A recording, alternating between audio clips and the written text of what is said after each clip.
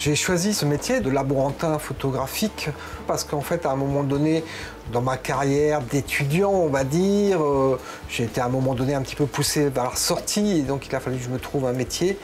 Et je me suis dit que la photographie était sympathique, jusqu'au moment où je me suis rendu compte que la prise de vue, c'était vraiment pas simple.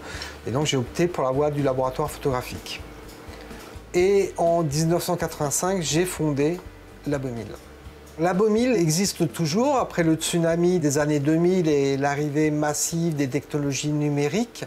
Un choix a dû se faire, soit continuer et s'accrocher et devenir un hyper spécialiste de l'argentique, soit tomber dans le numérique. Et en fait, j'ai opté de rester dans l'argentique parce que pour moi, le numérique est une technologie de libre service qui n'amène pas de plus-value.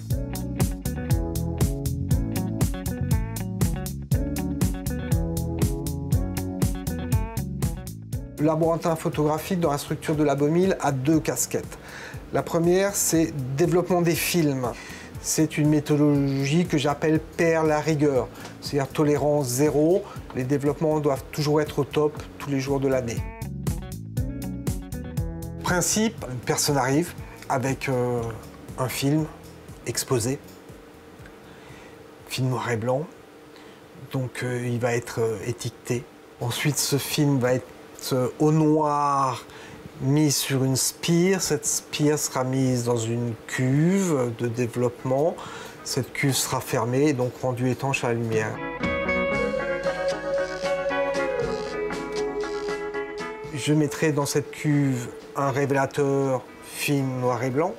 Lorsque le process révélateur est terminé, le révélateur est enlevé, un rinçage à l'eau, et ensuite vient le fixateur qui va donc arrêter l'image, le processus de développement et fixer l'image sur le film. Une certaine durée, ensuite rinçage, lavage, passage en bain final et ensuite le film est mis en sécheuse. C'est toujours un séchage à froid pour éviter les poussières sur les films.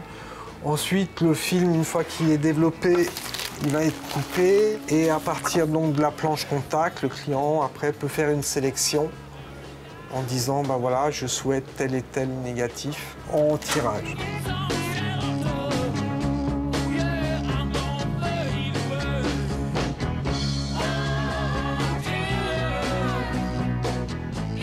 Alors le processus pour la couleur est à peu près identique au noir et blanc. Le processus chimique est en lui-même différent évidemment, mais la philosophie est exactement la même.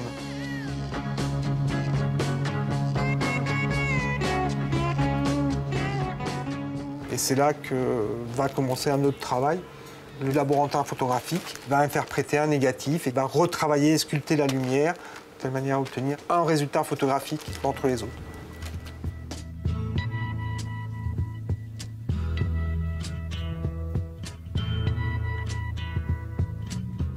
Cette partie consiste à obtenir un tirage qui restitue une émotion. L'émotion qu'a ressenti le preneur d'image au moment où il a fait cette prise de vue. Un négatif possède énormément de valeur, de densité, et aucun système ne peut les ressortir d'une manière automatique. Donc il y aura forcément un travail manuel.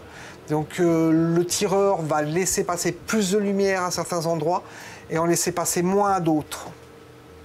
Et c'est ce travail-là qui va moduler le tirage final et en faire une œuvre unique.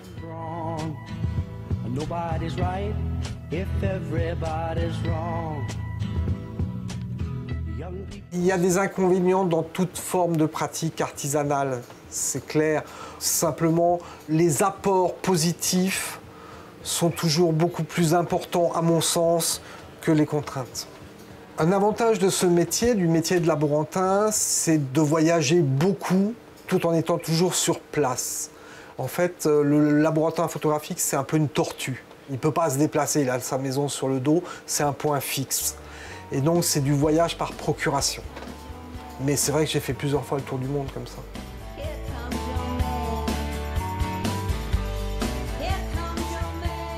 En formation, je reçois beaucoup de stagiaires des écoles photographiques. Quelques-uns, parfois, disent « Ouais, c'est super comme boulot, c'est génial, j'ai envie de faire ça ». Ce sont des jeunes à qui je dis il faut réfléchir au modèle économique. C'est-à-dire qu'à l'heure actuelle, le modèle dans lequel je suis n'est pas un modèle viable. Donc il faut développer autre chose à côté. Moi, aujourd'hui, je ne peux pas me diversifier dans autre chose. Et je ne tiens encore et toujours pas à rentrer dans le jet d'encre. J'ai encore des choses à apprendre en argentique. Je reste hyper spécialisé dans mon domaine.